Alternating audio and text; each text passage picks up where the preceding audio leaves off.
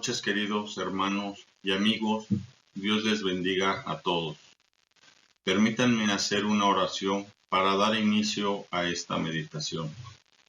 Padre bendito, gracias te doy, Señor, por la oportunidad que me da de compartir tu palabra, Señor, rogándote que tú toques nuestros corazones, Señor. Te ruego que todos aquellos que nos escuchen tengan un corazón dispuesto, Señor, para recibir tu palabra, porque sabemos que tu palabra es bendita.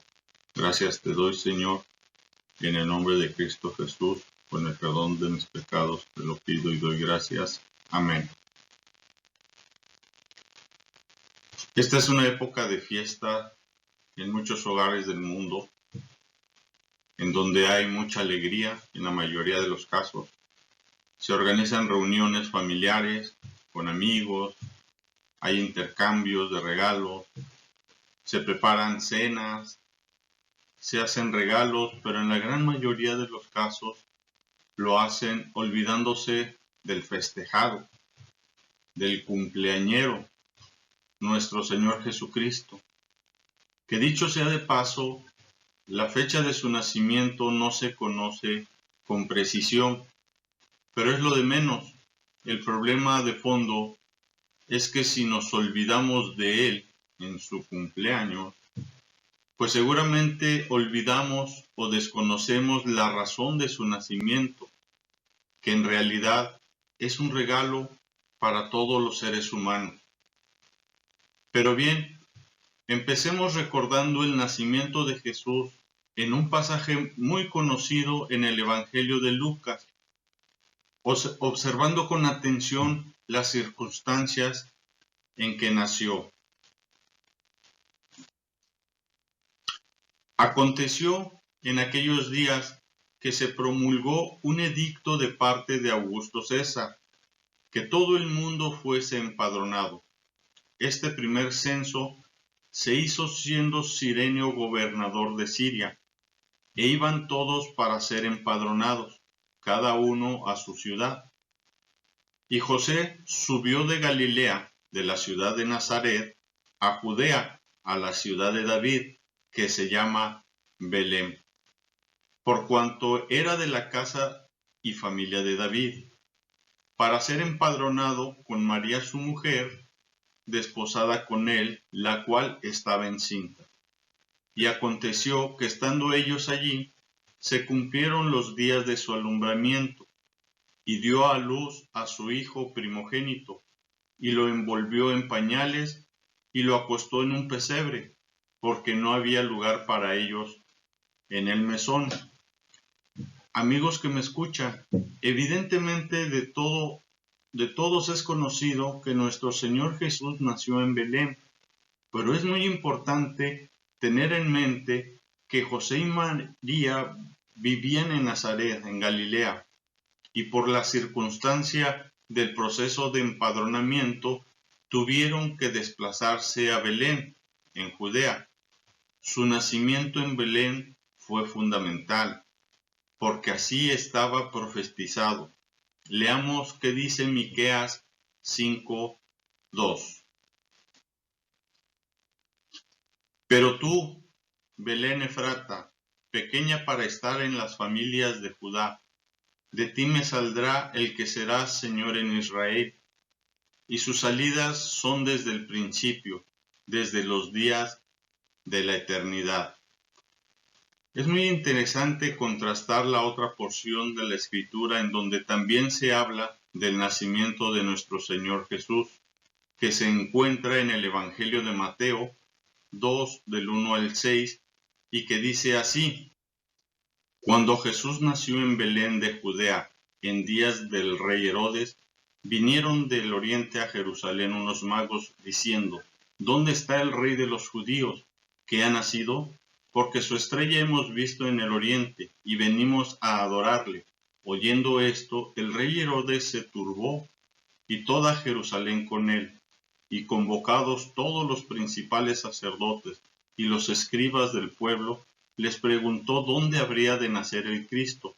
Ellos le dijeron: en Belén de Judea, porque así está escrito por el profeta. Y tú, Belén, de la tierra de Judá, no eres la más pequeña entre los príncipes de Judá, porque de ti saldrá un guiador que apacentará a mi pueblo Israel. Al leer esta porción de la Escritura, es muy interesante observar lo siguiente. ¿Quién le dijo a Herodes en dónde habría de nacer nuestro Señor? Los sacerdotes y escribas. Es decir, ellos en ese momento estaban reconociendo que Jesús era el Mesías, el Rey de los judíos, el libertador de Israel, el Mesías anunciado por los profetas, entre ellos el profeta Miqueas que acabamos de leer. Sin embargo, increíblemente fueron los mismos sacerdotes y escribas quienes posteriormente rechazaron a nuestro Señor Jesús. Lo podemos ver, entre otros muchos pasajes, en Mateo 26, 57 al 59. Los que prendieron a Jesús le llevaron al sumo sacerdote Caifás, a donde estaban reunidos los escribas y los ancianos. Mas Pedro le seguía de lejos hasta el patio del sumo sacerdote, y entrando, se sentó con los alguaciles para ver el fin. Y los principales sacerdotes y los ancianos y todo el concilio buscaron falso testimonio contra Jesús para entregarle a la muerte. En resumen, aquí observamos un reconocimiento primeramente por parte de los sacerdotes y escribas de que Jesús es el Mesías, pero después lo rechazaron. No solo ellos, sino la mayor parte del pueblo de Israel, es decir, los suyos no le recibieron. Lo podemos ver en otro de los evangelios, en Juan 1 del 1 al 14.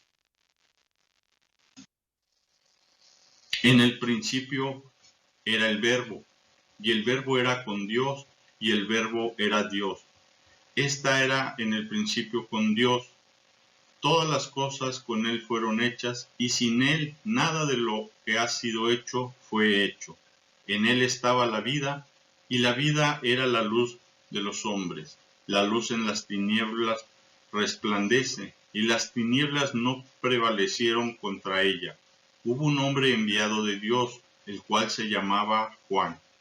Este vino por testimonio, para que diese testimonio de la luz, a fin de que todos creyesen por él. No era él la luz, sino para que diesen testimonio de la luz. Aquella luz verdadera que alumbra a todo hombre venía a este mundo. En el mundo estaba, y el mundo por él fue hecho, pero el mundo no le conoció.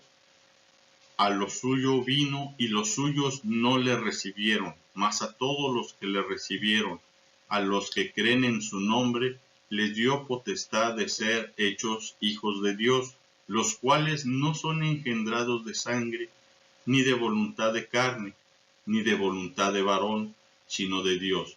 Y aquel Verbo fue hecho carne, y habitó entre nosotros, y vimos su gloria, gloria como del unigénito del Padre, lleno de gracia y de verdad. Entre muchos otros pasajes de la Escritura, aquí encontramos el propósito del nacimiento de nuestro Señor Jesús, al ser la luz verdadera que alumbre todo el mundo, ya que Jesús es el Verbo, es decir, Dios mismo, y como tal, eterno, creador de todas las cosas, de todo el mundo, y vino al mundo como luz verdadera, pero los suyos no le recibieron. La mayoría de los judíos no le recibieron, no lo aceptaron como Señor y Salvador. Pero los que sí lo recibieron, los que creyeron, incluyendo a cualquier persona, les dio potestad de ser hechos hijos de Dios. La frase ser hechos hijos de Dios nos indica que no todos somos hijos de Dios, sino solo los que creen en Jesucristo como Señor y Salvador. ¿Pero esto qué quiere decir? Hay que partir del hecho de que todos los hombres pecamos. La palabra de Dios lo dice en Romanos 5:12.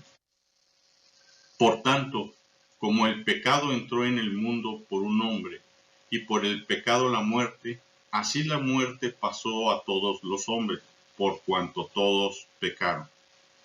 Es decir, que el pecado se paga con la muerte. Así lo dice la misma palabra de Dios en Romanos 6:23. Porque la paga del pecado es muerte, mas la dádiva de Dios es vida eterna en Cristo Jesús, Señor nuestro. Sin embargo, Cristo murió por nosotros según Romanos 5:8.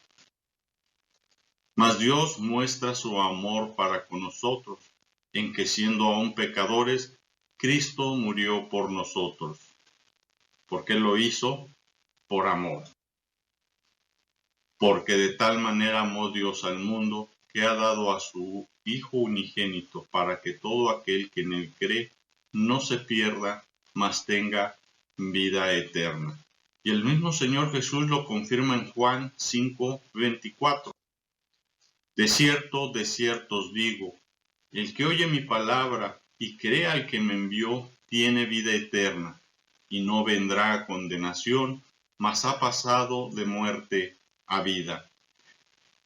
Si usted, amigo que me escucha, entendió y cree de corazón que Cristo murió por usted para que tuviera vida eterna, le invito a que ore a Dios reconociendo su pecado, diciéndole a Dios que está arrepentido, que cree de todo corazón que Cristo murió por usted para pagar por sus pecados y acepta a Jesucristo como su Señor y Salvador. Si hace esta oración, de usted es la promesa de Dios que encontramos en Juan 1:12. Mas a todos los que le recibieron, a los que creen en su nombre, les dio potestad de ser hechos hijos de Dios. El nacimiento de Jesús en Belén fue el inicio del camino hasta llegar a cumplir su propósito en su muerte y su resurrección, para darnos acceso a la vida eterna, siendo hechos hijos de Dios. Dios los bendiga.